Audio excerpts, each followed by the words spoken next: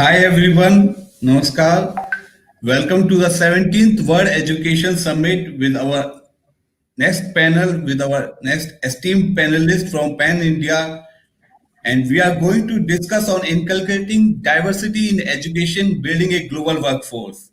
And we have an esteemed panelist from the Pan India. We have Mr. S.K. Rathor, founder and managing director, Sanfort Group of Schools from Ghaziabad. Welcome, Rathor sir. Welcome to the 17th World Education Summit. Thank you so much, Abhishek. Thank you for giving your time, sir. We have Ms. Dr. Pallavi Rao Chaturvedi, founder, Brainy Beer Preschools and Cat Set parent. Welcome, Pallavi ma'am. Welcome to the 17th World Education Summit. Thank you so much. And I think I've been a part of 4 or 5 World Education Summits, yes. So I'm excited to be back. Same Rathor sir and same Roshan sir also, ma'am. So Pallavi ma'am is going to moderate this session, and we would like to welcome Mr. Roshan Gandhi, CEO City Montessori Schools, live from Lucknow. Welcome, Roshan sir. Welcome to the 17th World Education Summit. Thank you very much for having me. Good to be back at WES. Thank you, Roshan sir. Thank you for giving your time. So I hand over this session to Dr. Pallavi ma'am, and looking forward for the great session. Over to you, Pallavi ma'am. Yeah, thank you so much, Abhishek ji. So yes, so Roshan and Mr. Rathor look forward to a great discussion. And I think the topic that we have today is futuristic in nature, right? And what better time to discuss the future than a lockdown when all our children, our very young children, our preschoolers are all sitting at home. So this actually is a very unique opportunity for us to kind of go back to the drawing board and kind of look at what really is expected out of preschools, out of, schools as well, right? And, for the sake of our audience, I'll repeat the topic. It is inculcating diversity in education with respect to creating a global workforce for the future. So, I was just doing a little bit of research, and what actually occurred to me world over, when you look at the top institutions, whether it's Harvard, whether it's Stanford, the best global institutions in the world have always spoken about a classroom full of diversity. They've always looked at, selecting candidates at, the university level, candidates who are from different races, different ethnicities, different nationalities, gender, religious beliefs, and so on and so forth. And there is obviously credit and merit to the fact that a very, very diverse pool of people with different backgrounds and different experiences enrich the classroom because because the discussions are so much more deeper. There are so many aspects of a point which are analyzed, and the sheer nurture, everybody comes from a different nature and nurture. Just the sheer fact of bringing together people from so many different, backgrounds adds so much value to the classroom. And I think it's the same for preschools as well. All of us come from preschool, backgrounds in terms of the educational groups that we run. And typically, I think parents or teachers tend to, parents especially tend to think that the purpose of a school is for the 3 R's, R sounds, reading, writing, and arithmetic. But in fact, what we are actually trying to do as educators and institutions is prepare the children of tomorrow, today, for a world of tomorrow where the situations are unknown, the people are unknown, and the jobs are probably unknown. So this entire global workforce that we talk about, how are we going to prepare our, toddlers of today for 30 years down the line? I think there's a lot, one can discuss, and a lot of aspects that we can bring about. And I'd also, like to keep it interactive, and I'll urge the audience to put forward the comments, and maybe Abhishek, you can, forward the comments to me on the speaker panel so I can, address some of those questions as well between the three of us, right? So this is what we're going to be discussing today. And to start off with, may I ask Mr. Rathor, when it comes to diversity, in your preschools, what has been your experience in terms of the expectation from parents or your own, intent behind building diverse classrooms? Is it actually prevalent in India today? Are we actively as educators looking to build diversity in the classroom? Thank you so much, Dr. Pallavi. See, all of us sitting on the panel have preschools and K-12 school also. Roshan runs a chain of K-12 schools in the name of City Montessori in Lucknow. We also have a big chain of preschools and several K-12 schools. So when we talk about anything related to new development in education system or diversity or enhancement of learning, we need to start from the early age. See, whatever values, whatever understanding we can put in the child in the initial stages, maybe at preschool level or primary level, that will help child to develop their skill set in the higher classes. So if I talk about diversity, so diversity is not the right thing to talk about. Diversity means it is a very, very small kind of thing. We do all the activities related to all the religions, to different countries, to different systems. I think Dr. Pallavi, you also do in your preschools in the same. Yes. Same. So we should talk and focus on the enhancement of the education so that we can produce global citizens who can well be prepared to face the world after 25 years down the line. Because all the children who are in grade 1 today or in preschool today, they need to face the actual world after 25 years from now. So we are preparing children, all the schools are preparing or producing children for 25 years down the line. The scenario, we don't know what would be there at that time. So we can assume only what kind of challenges these people will face. So we should focus, in today's world, we should focus on the skill development of the children.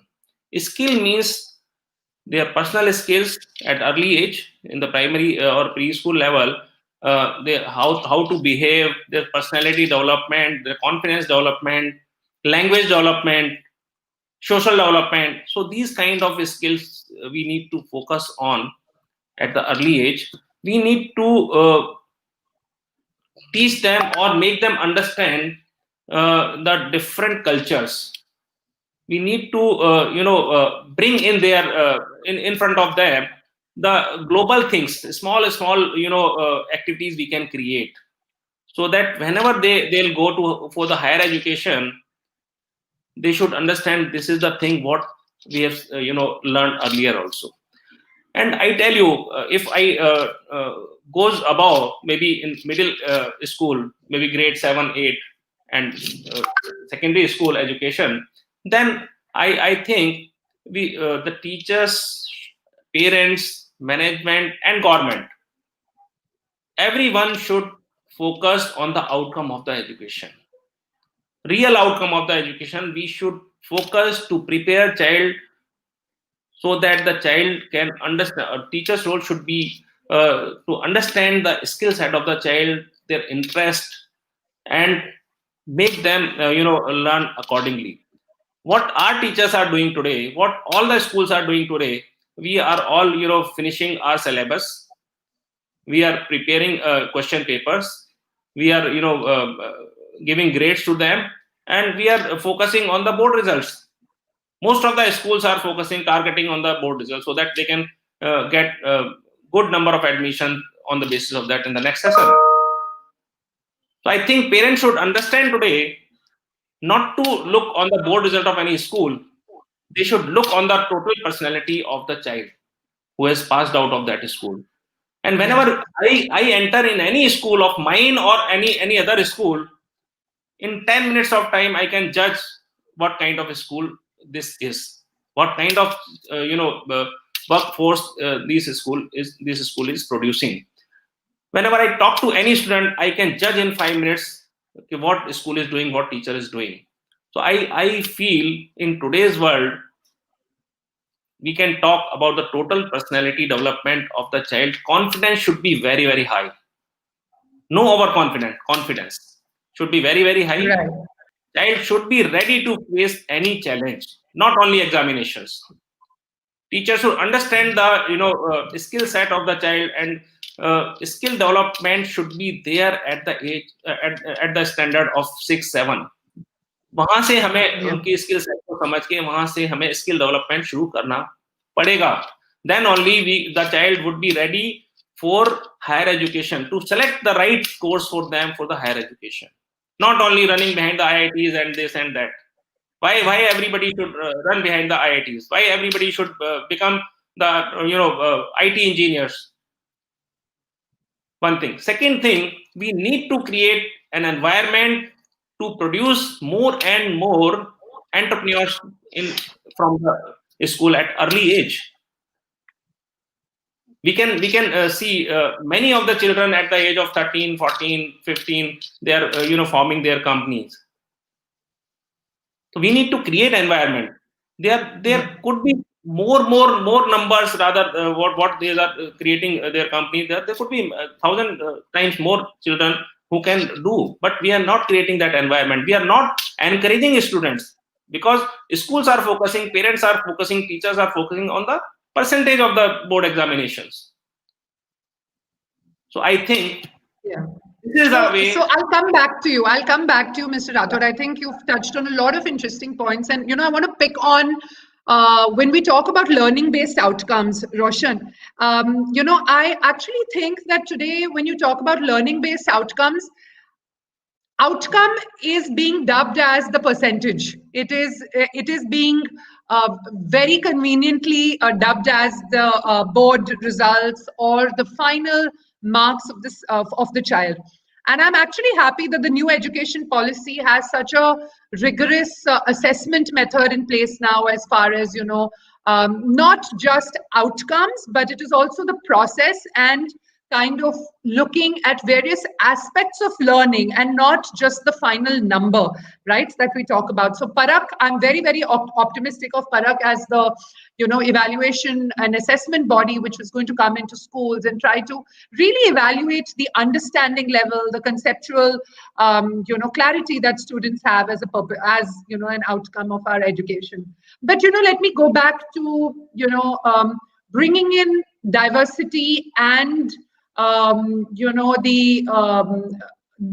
the expectations that parents have out of schools, right? In terms of, yes, there is of course the percentage-based outcomes, but when parents put their children in schools today, they want a finished, polished diamond at the end of the 12 years. So how do you deal with that at your schools, and what's been your experience? Yeah, well, first of all, thank you so much for having me, and it's always a real pleasure to hear the views of Mr. Rathor. And I completely agree with everything that he said. Just to briefly address the point on diversity, I mean, I also agree to some extent that it's the wrong question. I think, when we talk about diversity, it means so many different things to different people in different scenarios. So I was born and raised in the UK. So in my school, diversity rhetoric was all about, for example, racial diversity, right? We in my class, we had people of British origin, European origin, Chinese origin, African origin, Indian origin, like myself. It was a very diverse class. And that's not really very common in India. So India is not really a cosmopolitan society yet. But we have diversity in other ways. So if we diversity can be CMS, multi-pronged. For one thing, we look at there's a huge amount of religious diversity, and there's also economic diversity, which is good. So we pride ourselves on trying to give access to as many people as possible. We're very generous in fee concessions. And what that means is that, in our classroom, we will have sometimes, the son or daughter of a rickshaw puller sitting next to the son or daughter of an IAS officer. So there's massive demographic diversity inside our classrooms. And that's a really interesting thing. And as you said in the beginning, the benefit of diversity is huge because people can hear from each other's perspectives and understand a huge amount about each other. But the reason, so coming back to the point that why is asking about diversity perhaps the wrong question, it's because what is happening in that classroom to facilitate people from diverse backgrounds actually learning from each other, that is the most important thing.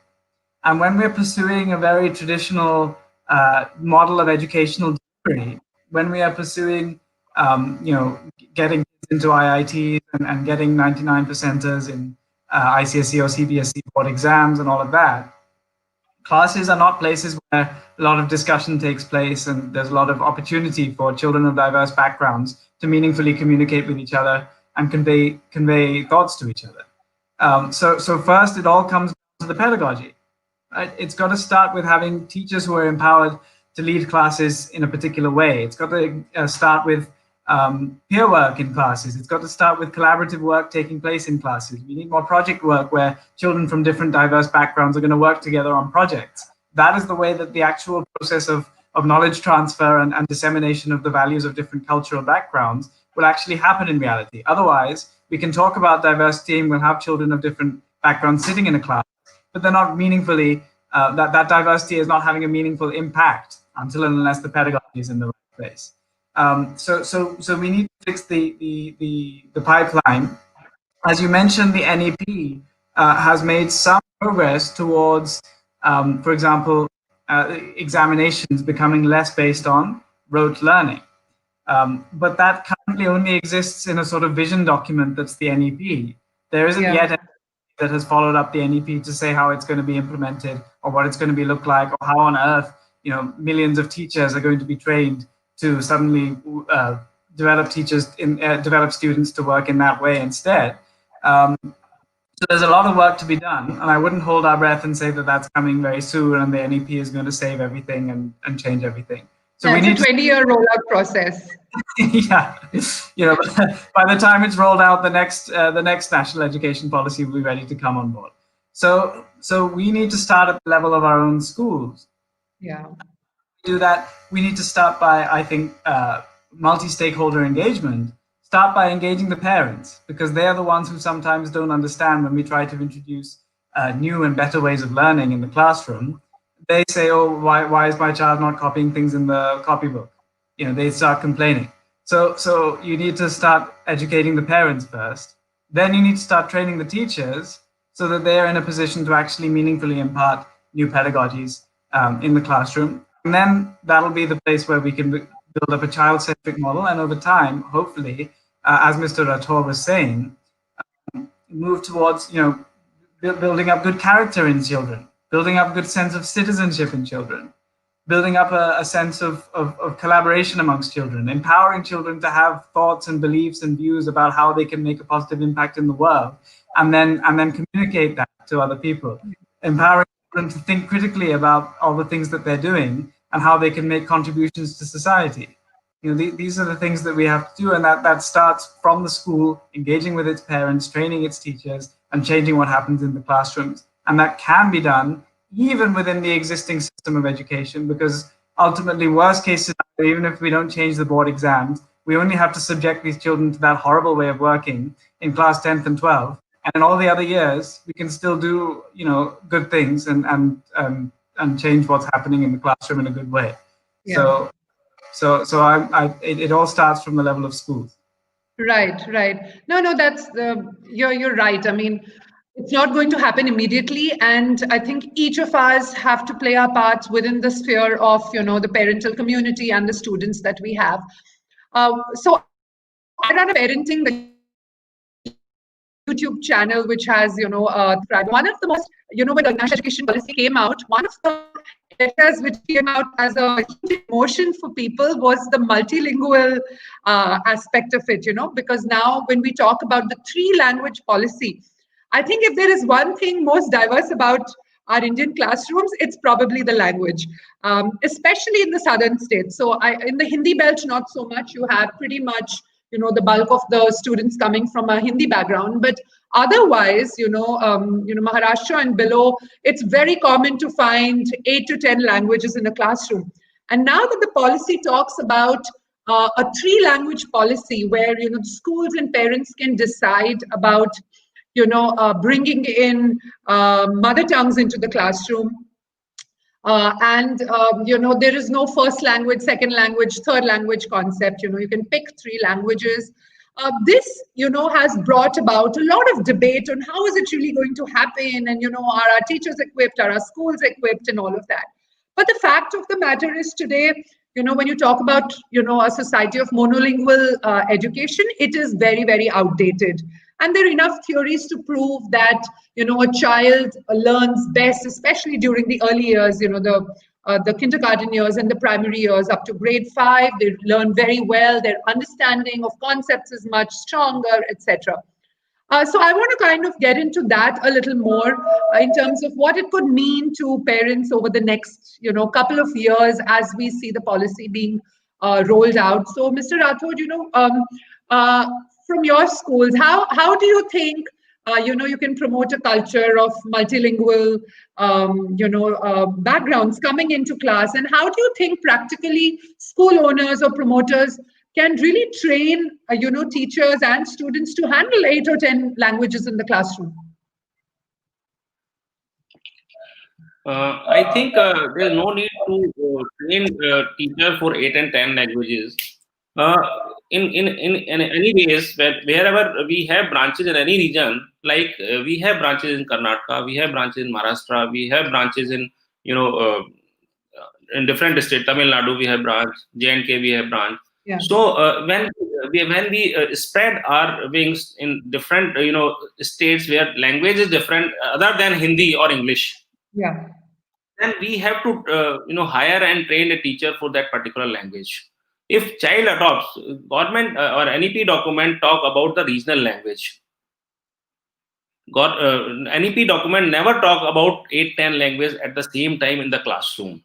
See, if we have... It talks about 3 languages. It talks about three languages. One English, one regional language, one Hindi language. Yes. Okay. So, by any means, English is everywhere. Yeah. You go to J&K and you go to Tamil Nadu, you can find English in all the schools. One thing that is good. Second, you talk about Hindi, then all the northern part of the country and northern and even western part, Mumbai also, Maharashtra also, people understand Hindi. When we goes to Tamil Nadu or Kerala or that part of the Karnataka, so Karnataka, we have branches and we have Kannada teacher there from the day one, because that is mandatory in the preschool also, not because of this NEP has come out. I give you an example. 8 years back, I went to one of the branch in Karnataka in a small town called Bijapur, and we were having annual function there. Then the education department people came. They came to know from somewhere that some school of Delhi is having their annual function, and they came, and our backdrop was in English. They stopped the function and asked us to change the backdrop in Kannada. So this is the problem what we have already faced earlier. So from that day only, we started teaching Kannada in all our schools in Karnataka. So if we talk about regional language, in that region, there is no issue. If any Kannada child is studying in Delhi's school, we don't need to have a Kannada teacher in our school, because regional language is Hindi in Delhi. So we need to have the teacher of Hindi, we need to have the teacher of English. If we go to Karnataka, we need to have a teacher of Kannada also. If we go to Tamil Nadu, we have to have a teacher of Tamil also. And in senior classes, maybe after 7th, 8th standard, we can give up option for other language, which is if I talk about in Delhi, there's Bengali schools. They are Bengali schools. So Bengali schools have Bengali language teachers. If we talk about general schools, standard like City Montessori or Sanfort World School or any other school, we don't need to have any different language teacher in Delhi or in Lucknow. Lucknow, we don't need to teach Kannada. We don't need to teach Tamil. So multilingual means three language, one regional, one Hindi, one English. If we are in Hindi belt, then Hindi is the only regional language. So I actually think, I guess in, schools in Mumbai, Bangalore, you do have children from 8 or 10 languages in the classroom. So while there is the regional language, I have actually seen a school do it very well. They put up a chart in the classroom for preschoolers. So the teacher quickly knows that, if this particular word, how do you spell it out in Gujarati? How do you say it in Gujarati? How do you say it in Marathi? How do you say it in Telugu? How do you say it in Kannada? So yes, I mean, I think, like you said, in India, if there's one emotional issue apart from religion, it is language. And yes, while for a large part, I think the 3-language formula is something that will work. I think in our bigger metros, it's a bigger melting pot of languages. And So Roshan, maybe I can say this is the advantage of that school for the children. If any school have multi-language teachers or any way to communicate in different languages with the students of different regions, that is the added advantage. That is not combines what the school has to do.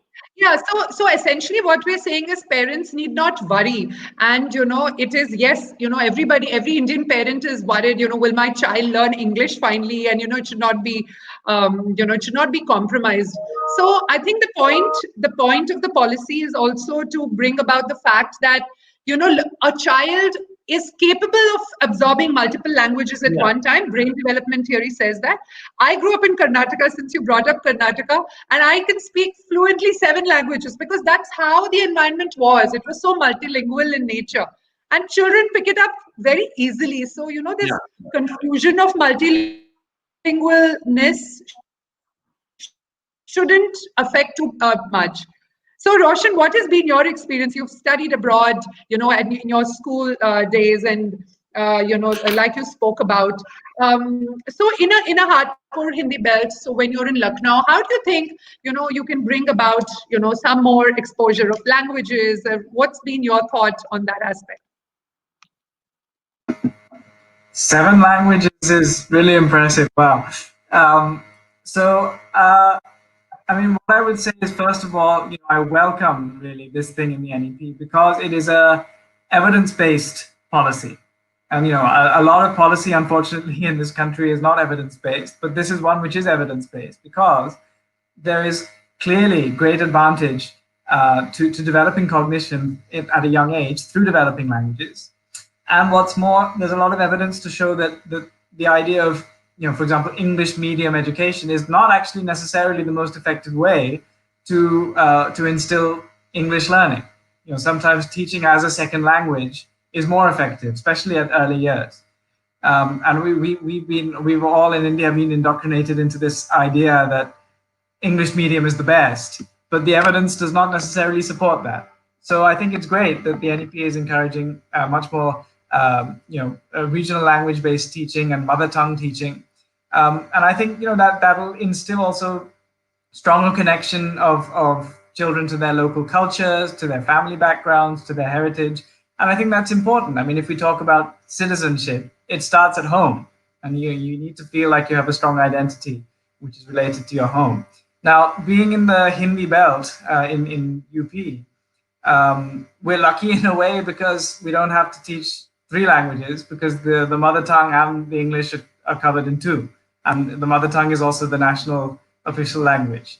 But I welcome this idea for states as a whole, and I'm glad that there'll be more language teaching that's happening there. So it doesn't necessarily apply in quite the same way in our place. Of course, what we are trying to do is also encourage the learning of more foreign languages, because I think it opens up more opportunities abroad, and I think that's really important. So for example, we've got a large program of German learning. We have almost 4,000 students who are learning German as an additional language, as a third language. Reason being that Germany offers free higher education to Indian citizens. So you can go and study in Germany at really high quality, international quality universities for free, provided that you know German. So the opportunity that is opened up by learning that language is huge. There are similar schemes in France and Spain, and so we have French teaching going on and Spanish teaching going on as well, although the biggest is German.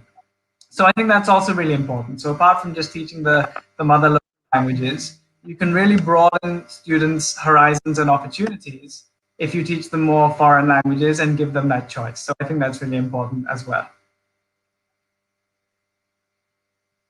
Yeah. No, you're right. I mean, I think the mother tongues, the acceptance of the mother tongue provides the sense of pride, the sense of, being centered, and, it gives you that sense of belonging. But at the same time, we are talking about, global citizens. We're talking about not knowing where students could possibly, go.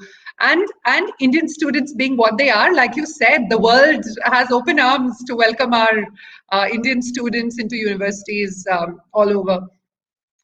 So, I also wanted to touch upon what is today called the 21st century skills, right? So we're all talking about the entire education system world over is talking about preparing our students for 21st century skills. So just, for the benefit of the audience, it's essentially the 4 C's. We talk about communication, collaboration, critical thinking, and creativity. So these are the skills which, again, have been proven to ensure success irrespective of industry, irrespective of location, for a fruitful career and personal life. You talk about communication, collaboration, critical thinking, and creativity. And again, borrowing from the national education policy, there are a lot of aspects which I think, they've actually applied some of these 21st century skills into the policy. For example, when you talk about critical thinking, they're talking about learner-based, discovery-led, interpretation and analysis-based, problem-solving, reasoning, constructive discussion, all of that. So, on the point of critical thinking, we can analyze it one at a time. So, Mr. Rathor, on critical thinking, our education system is criticized for being a rote learning based system, you're right, and that's one of the aspects that the NEP really wanted to undo and say we are a thinking country. We produce students who are not just good at, the ratification and, producing the masterpiece answers, but application oriented innovation, all of this that, India's been quite criticized for. So how do you think, we can redesign or restructure some of the concepts in school. So this is for the benefit of principals and school owners. How can we make those few changes in our classrooms with our teachers and students to bring in problem solving and analytical thinking into the classroom? What are your thoughts on that? Yeah, thank you, Pallavi. So the problem with Indian parents and school is they don't allow child to think themselves. Every parent at my time, when I was in school, my parents also wanted me to see as an engineer. Today's parent also want to see their child as an engineer. IIT से कम कुछ नहीं चलेगा. Yeah. 99% marks से कम कुछ नहीं चलेगा आज की डेट में. मेरे टाइम पे फर्स्ट डिवीजन हुआ करता था. वो फर्स्ट डिवीजन की तो परिभाषा बदल गई. Now everybody is talking about 90%, 99.9%. Yeah. So till the time parents are expecting a child to score 99% and to clear IIT JEE examination to become a good engineer, or you cannot expect any child to enter into critical thinking things. One thing. And as school promoters, as school management, as a school principal, as school teachers, we are not, we cannot, really work on the subject what you are talking about. But we are educators, so we need to think positive, and we need to do more and more innovations and positive thinking so that we can produce good students. So I think we need to create an environment to educate parents first, to allow the child to think themselves. We need to create an environment to understand the parents, to do the experiment with the child in the school, so that a teacher can find out the hidden talent of the child and give them any project based learning accordingly. What is critical thinking? I think whatever is my subject of interest, I can think critically about that only. And if I am asked to score for the percentage or to clear any entrance examination, maybe my interest should be left behind. So any child, if we talk or if we think to produce a global student or global to develop a global workforce, then we should allow the child, parents should allow the child to come out with their own thoughts and ask them to work on that, come out with the detailed studies, and then only critical thinking kind of things could happen in India. Okay. I tell you one thing. Roshan studied in UK. My daughter also studied in UK. She went for her higher education in UK. In her masters, there were 2 classes a week only. The the student were given some topic. You need to understand the topic. You need to collect the data and come out with the problem solving. But in our case, we deliver the lectures in the classroom. We ask the student to prepare the notes. We ask the student to memorize those notes and write the examinations. Then how can we expect students to think like this? So we need to create an environment what is there for years in UK or US or all the developed countries. Then only we can think to produce good student or global students. Yeah. No, you're right. You're right. It is a partnership at the end of the day. We're talking about parents and teachers and schools being hand in hand in molding, the thinking capabilities of the child. And, parents, of course, parents are a product of their environment. So Indian parents of today's generation are those who grew up in the school system that, with the parents that they did. But I think the onus on the school. So if you look at the PISA scores, you look at where India ranks. You consistently have Singapore and Chinese students at age 15, the way they rank in English, science, and math, versus Indian students. So India has always been, above rank 70. So Roshan, when it comes to critical thinking and innovation, I frankly feel that there's a lot that the school can do in terms of one of the things which I think a lot of schools are adopting now, and we do it in our universities. We run a chain of universities. Is of course the whole flipped classroom where you don't spoon feed everything into the child. You kind of allow for them to get into a topic. You allow them to mull over the facets of it, and then you get into a meaningful discussion. So that's more at the university level.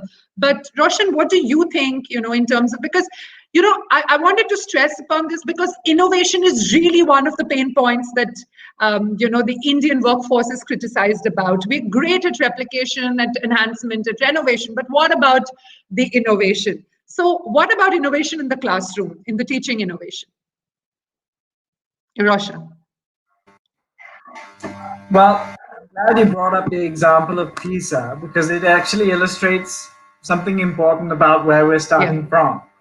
Because I came bottom of the PISA rankings. When UK came not at the top, but somewhere towards the top, did pretty well, and they realized that they were behind Shanghai in maths. What was their reaction? They sent a large delegation of school leaders and policymakers to Shanghai for a period of time to understand what are they doing there and how can we learn from them to improve so that next time we can do even better in PISA and beat them. What was India's reaction when it came 73rd out of 74 countries in PISA? India's reaction was, okay, we won't take the PISA test ever. So what does that show us about the attitude?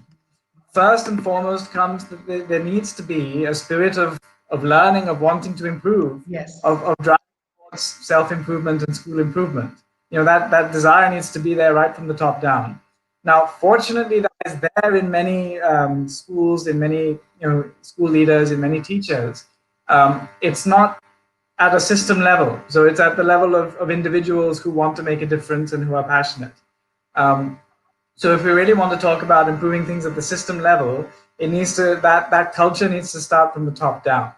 But apart from that, what can we do when we are passionate school leaders and when we want to do something? You mentioned 4 aspects of improved pedagogy. You mentioned critical thinking, collaboration, communication, and remind me what creativity. Creativity, of course. Creativity. Yeah. I'm a subscriber to Michael Fullan's school of thought. He talks about the 6 C's. So you've mentioned 4 C's, but he emphasizes that character and citizenship are also extremely important along with these 4. And I think that should be absolutely remembered. And they all connect with each other. You need to have the right character. If you're going to be collaborating, if you're going to be communicating, if you're going to be thinking critically, you need to be thinking critically about the right things. You need to be communicating for the right reasons. You need to have the right values in place. So it really starts from there. And therefore, I basically completely agree with everything Mr. Rathor was saying. In fact, there's hardly anything to add. That basically, we need to look at the system. We need to empower people to work in a different way around the system. I can pick up on the point that he made about the UK higher education system. I was a student at Oxford University. We had 2 hours per week of compulsory attendance. That's it. And in my undergrad, not even in the master's level, in my undergrad level, right? 2 hours per week of compulsory attendance. So education was all about, this was Oxford University. It's not like we weren't working hard. I was working, 60, 70 hours a week on my studies. But compulsory only 2 hours. Everything is self-directed, self-paced, independent. They give you a framework, they give you a reading list, they give you goals, and then you've got to sort yourself out. You're not being lectured at.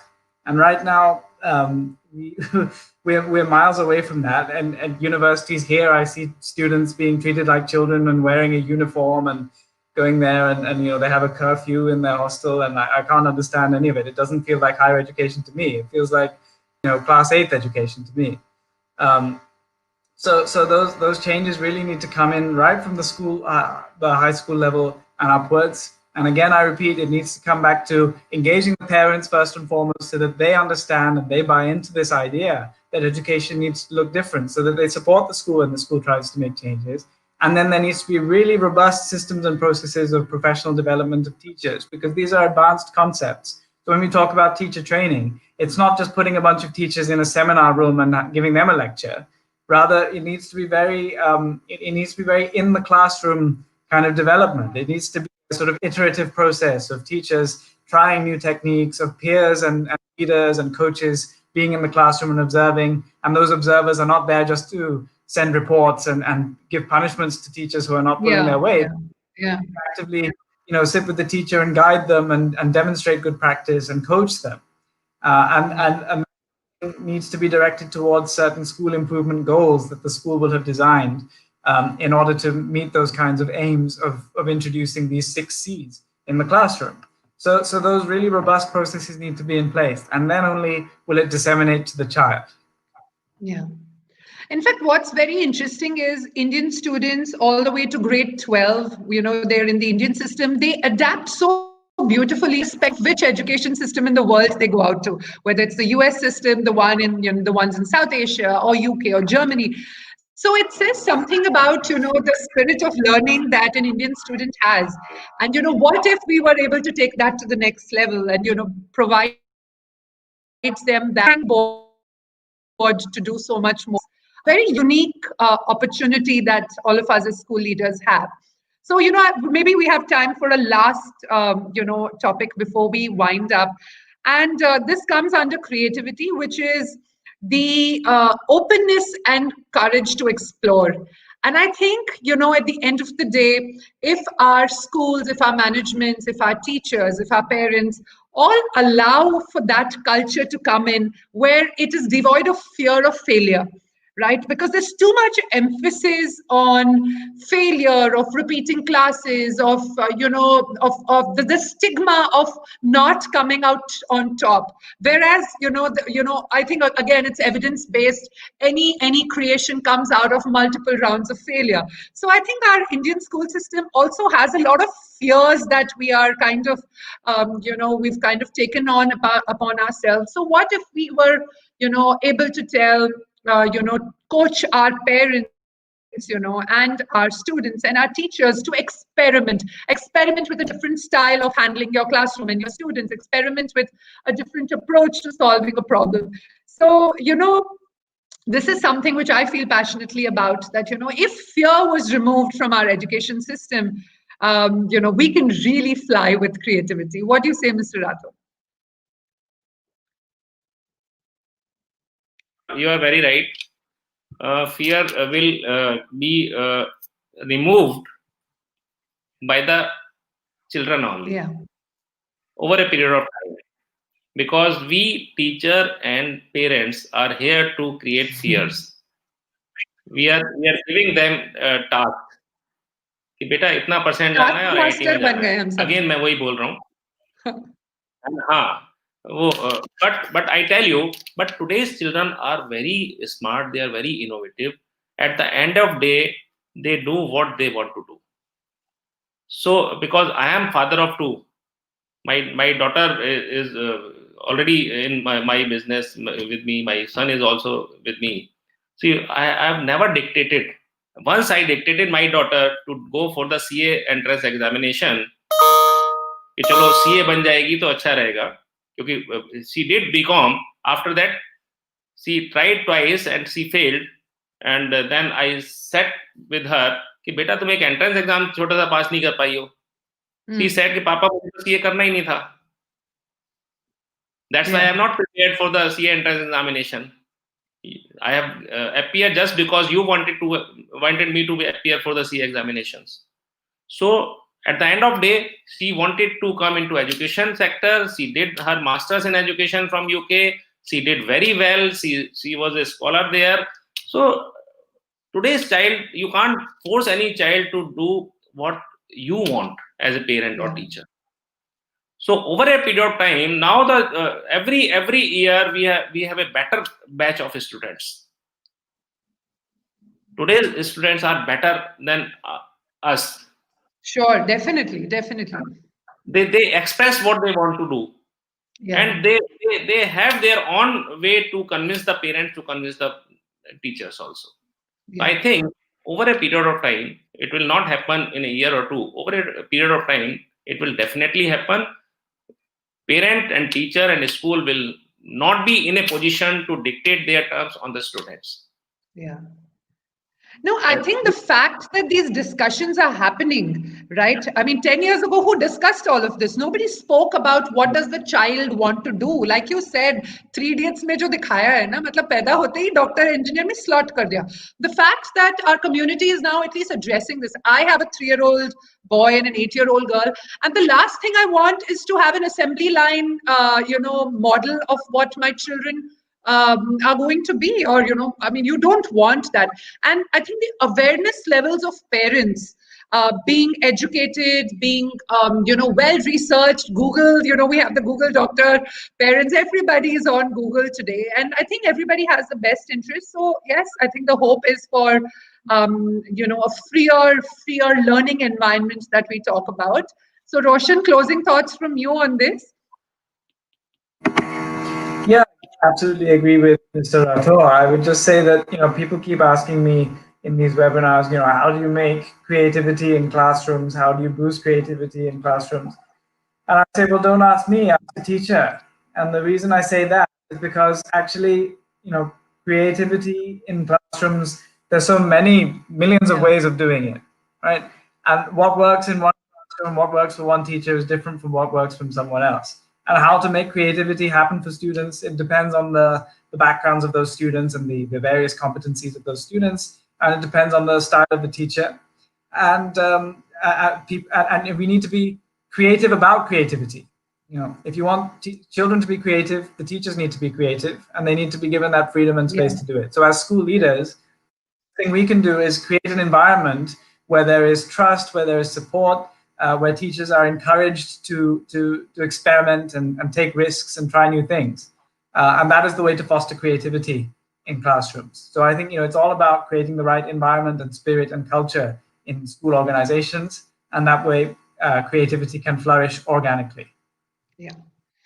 Thank you so much, Mr. Rathor and Roshan, for, I had a great morning discussing so many aspects with you.